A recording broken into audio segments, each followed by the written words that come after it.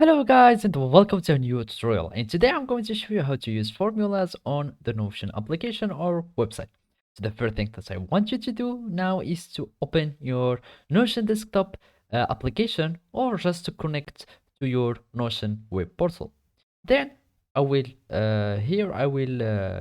just create a new page so I can show you how to use formulas. So let's just name our page formulas, and here I will just have an empty page so I can show you how to insert formulas.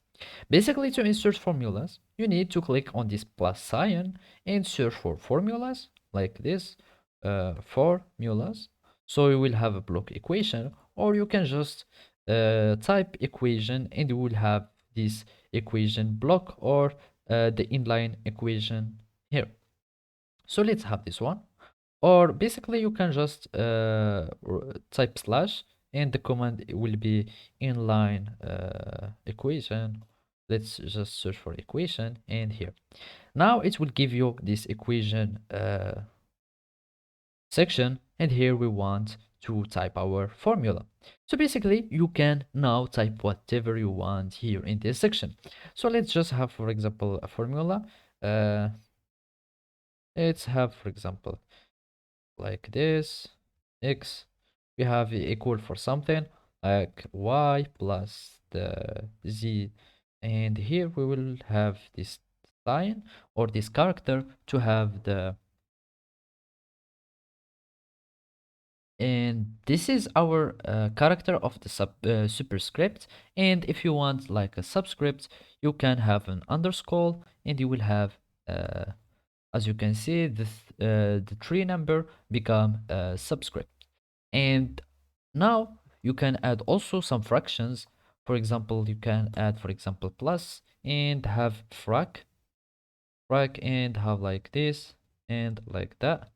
And here you can add, uh, here we need to add our denominator and numerators. Example like this and here. And I think we need to add backslash.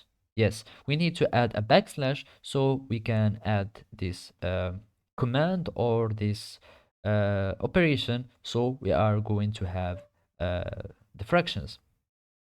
And now I showed you how to do the fractions. I showed you how to add the superscript and the subscript.